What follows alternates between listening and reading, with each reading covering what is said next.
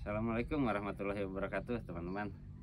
Eh, Masih banyak gitu, masih banyak yang belum memahami sifat, karakter, dan jenis belut itu.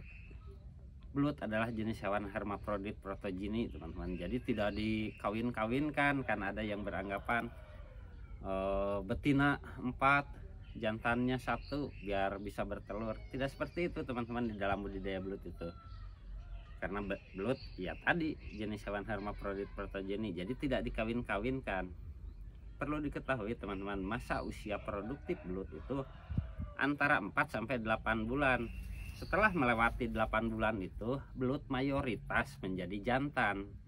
Tetapi tidak semuanya, karena saya pernah menemukan yang usia hampir 1 tahun yang putih itu masih betina.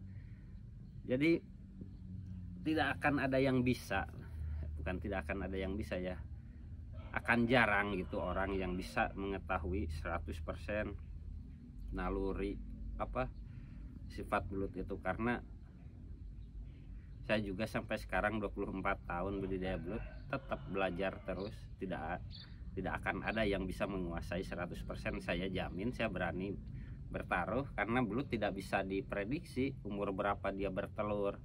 Cuman sepengetahuan saya, usia produktif belut itu antara 4 sampai 8 bulan.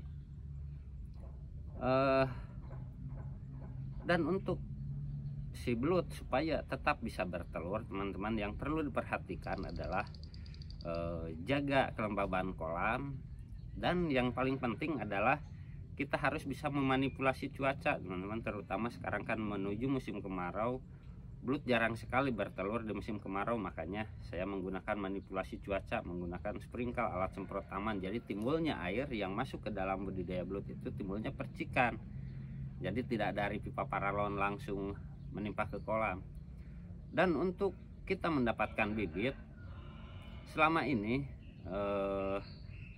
banyak itu yang di media air bersih. Media air bersih itu tidak bisa, teman-teman, tidak bisa, si belut tidak bisa bertelur karena tidak ada fasilitasnya untuk menghasilkan busa sebagai pelindung telur itu.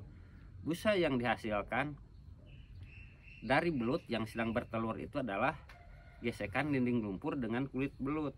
Jadi ketika menggunakan media air bersih tidak ada gitu, tidak ada kapasitasnya. Banyak juga yang beranggapan pernyataan itu Kang, seperti di Jatiluhur, di Jatigede kan, di sana itu luas, banyak eceng gondok, tetapi di eceng gondok itu banyak belut yang bersarang di situ, yang bertelur di situ. Nah, kalau seperti di waduk seperti itu, di Jatiluhur seperti itu kan padat eceng gondoknya, teman-teman. Jadi si akarnya itu menyatu menjadi kesatuan, seperti membuat media gitu, membuat media jadi padat. Jadi ada fasilitasnya untuk si belut itu mengeluarkan busa. Cara mengeluarkan busa belut itu, teman-teman, muter si badannya itu, muter. Saya pernah lihat, bukannya saya katanya, saya pernah lihat. Jadi memutar si badannya itu kencang. Nah, si lendir itu nanti akan bergesekan dengan dinding media ya, seperti akar eceng gondok yang tebal bisa, atau dengan lumpur. Nah, makanya lumpur diwajibkan bebas dari pasir dan batu-batu kecil itu seperti itu, supaya tidak menimbulkan goresan kepada si belut itu sendiri.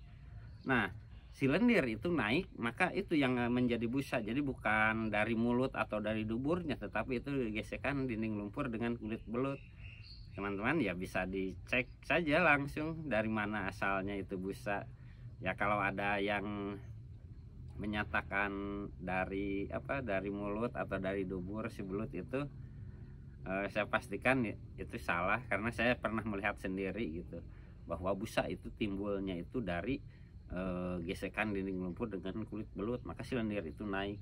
Nah, seperti itu, teman-teman. Jadi kalau kita ingin memijahkan ya, meskipun tidak ada sistem pemijahan atau pembesaran kalau kita menggunakan media lumpur, karena itu otomatis akan bertelur dan berkembang biak juga membesar. Kalau kita ingin belut bertelur ya wajib untuk menggunakan media, jadi tidak menggunakan media air bersih. Dan perlu diketahui juga, harus diingat bahwa belut adalah jenis hewan hermafrodit protogini, jadi tidak dikawin-kawinkan. Siap, teman-teman, semoga bermanfaat apa yang saya sampaikan. Tapi sekiranya gitu ini bisa menjadi wawasan baru buat pembudidaya belut pemula, silahkan bisa di-share juga postingan ini.